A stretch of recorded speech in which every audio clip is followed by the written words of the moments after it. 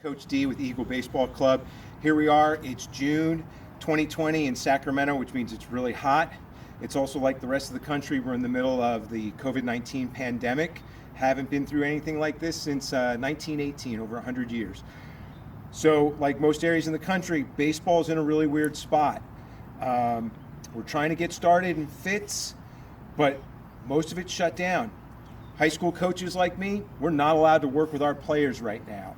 So that's leaving players to be on their own, trying to find somewhere somehow to keep their skills up. Most of the local leagues, Babe Ruth, little leagues, have scratched their seasons right now. And then even the travel ball clubs are a mixed bag of practicing, but trying to find games is difficult. So it leaves a lot of players in the lurch to work on their skills. So what we're doing is we're putting together a series of drills for players that they can do by themselves or with minimal assistance and with minimal equipment to work on developing their skills. So let's get started. Today's drills is going to be infield work. This is going to work whether you're first base, second base, shortstop, or third. Those players who play for me know there's a bunch of things that I always say. First and foremost is you've got to be athletic in being ready for the ball. So we want to be in a good athletic stance, in our knees, on our toes. And the big thing we're going to work on today is hands out in front. We see a lot of infielders coming up through youth league and even high school that want to approach the ball like this, or they like to hinge to the ball, and we really want to get away from that. What happens is if you approach the ball like this, you get set, you're ready to receive the ball, but if you still have to come down or you're hinging to the ball, you've just taken your glove away from the ball and you have to go back. And if you're late, that's a ball through your legs. So we really got to work on, my infielders know, palm out all the time.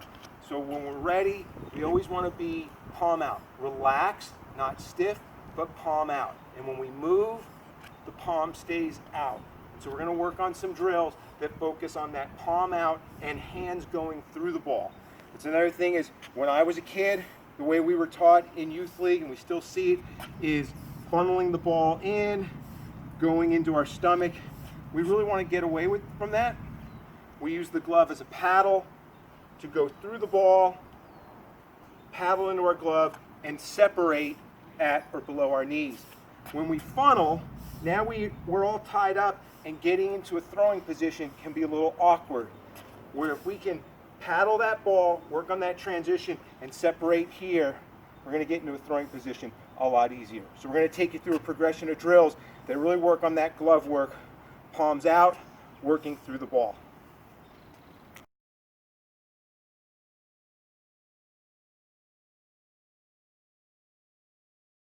Okay, so here we are, first drill in our progression. This is literally a drill that you as an infielder can do all by yourself, anytime. Doesn't take a lot of time or a lot of equipment, but really starts with reinforcing all the things we want to do. So here I am, glove, tennis ball.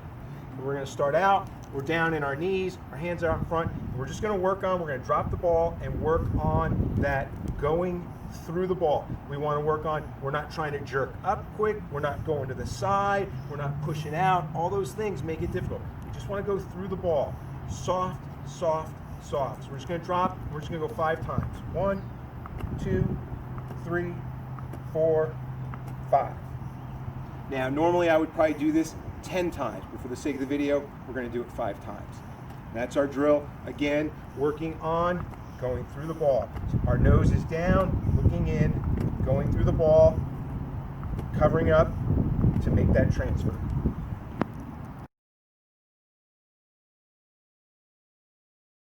Here we are, next in the transition, glove side, same thing. Here I am, I'm in my frame, keep my glove at about shoulder width, palm out. This is the ball outside of our frame, glove side, same drill, just work on going to the ball. Boom, boom, boom, boom. Now, when we're here, we're working on that transfer. Here, we're working on, it's more restricting to try and, we're just going to go to the ball. We can work on the transfer. So again, I would normally do 10 middle, 10 side.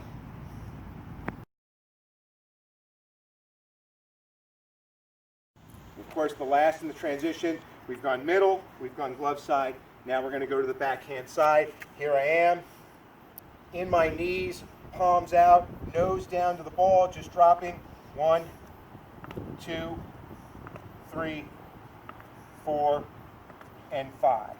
In reality, I would go 10. So I would go 10, 10, 10, and then probably repeat it. Being down, 1, 2, 3, 1, 2, 3, 1, 2, and 3. So again, we're working on being athletic, being down, nose down through the ball.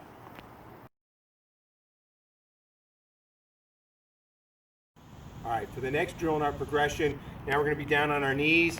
My players know I love this drill. We do this a lot, probably 2, 3, sometimes even 4 times a week as part of our infield daily progression. So this is also one of my favorites. Ron Washington, infield coach of the Atlanta Braves, uses this a lot with his players, and it's one of my favorites. Again, it's going to reinforce. We're going to be on our knees. The towel helps.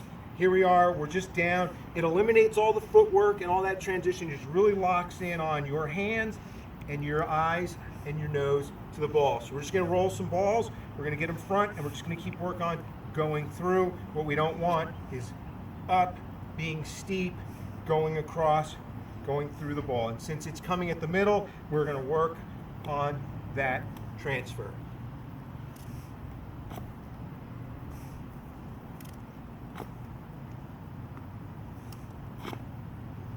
Keeping my nose down through the ball, going through the ball where it takes me.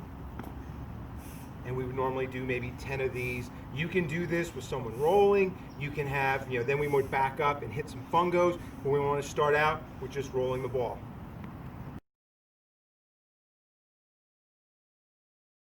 In middle, we're going to go glove side. Same thing. I want to be down here. Again, if we're going middle, now we're just going with the ball. If it's inside my knee, I'm probably going to be here for a transfer. If it's outside my knee, I don't want to constrain my range, and I just want to be nice, soft here, and we're going to go through it.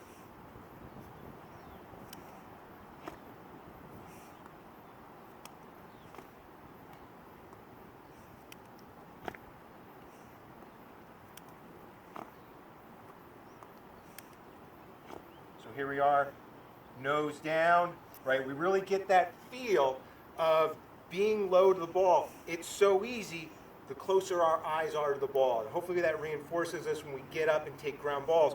Why it's important to get low, because it's so much easier the closer your eyes are to the ball. And then we're just going to go through and go with the ball, and our nose is in the ball.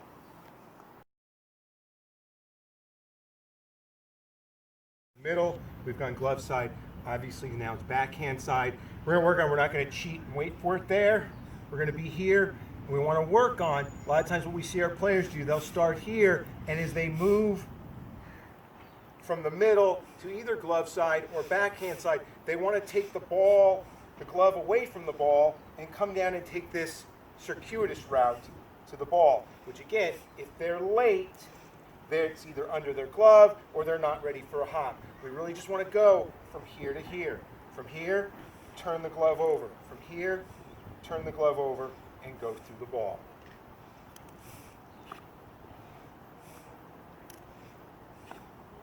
So you can do that even if the ball is not, there you go, boom. Boom. More. Boom. Right? So real easy transition. We're not taking the glove away from the ball. We're just rolling here. We're not going back. We're going through the ball. Soft, soft, soft. And that's our drill. That's our progression.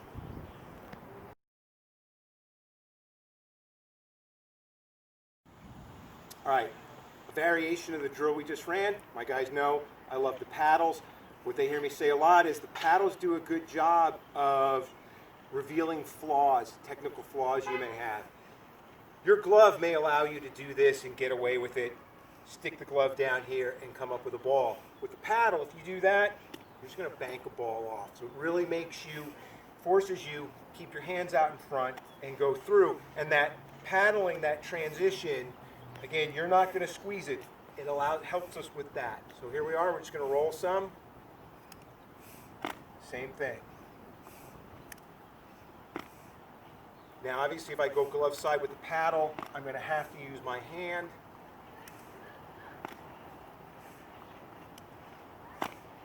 Right.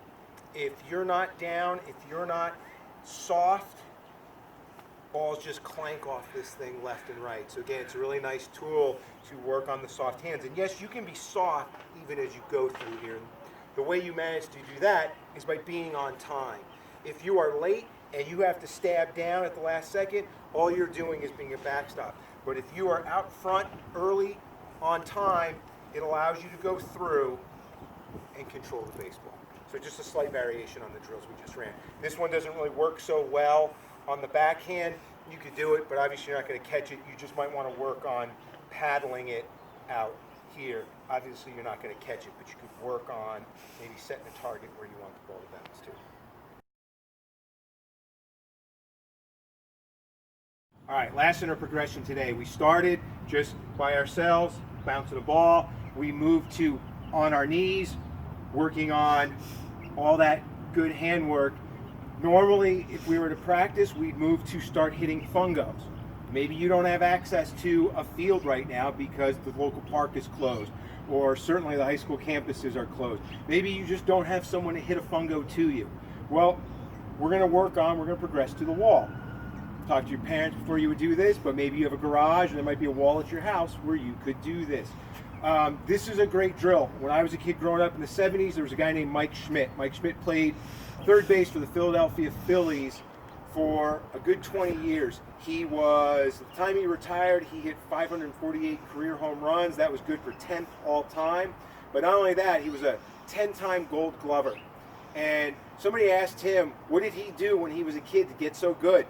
He talked about the wall. His dad built a brick wall in his backyard that he used. He recommended that everybody do that. Well, you may not be able to have a brick wall built, but if you have a garage door or something, we can just work on this. So here we are, athletic position, in our knees, feet shoulder wide, and we're just going to work on throwing a ball. Boom, go through it. Go through it. Go through it. I'm down. My hands are out and I'm going through the ball. Coming up, get that little short hop, that banana hop. Come up, get it. Go through the ball. Go through the ball. Go through the ball. Backhand. Backhand. Backhand, right? We're not getting that ball here. We're getting it on that short hop, going through the ball. Probably could have moved through that one. Go through the ball. Get it on that short hop, go through the ball. Nose down, go through the ball. Glove side. Glove side. Glove side. Backhand, through the ball. Backhand, through the ball. Up the middle. Up the middle. Glove side. Oh! That's a good one for your legs too. Staying down, staying in. Nose to the ball. So it's a great progression. Static, down to the knees, down to a ground ball. Working on athletic, start low, stay low. We don't transition. What we didn't see is me going here, stepping up and coming down. That's what happens when you do that. Start low, stay low, go through the ball. So that's it for today. Next time we get together with infielders, we're going to work on double play pivots for our second baseman. Hope you had a good time and you're able to work on some stuff. All right.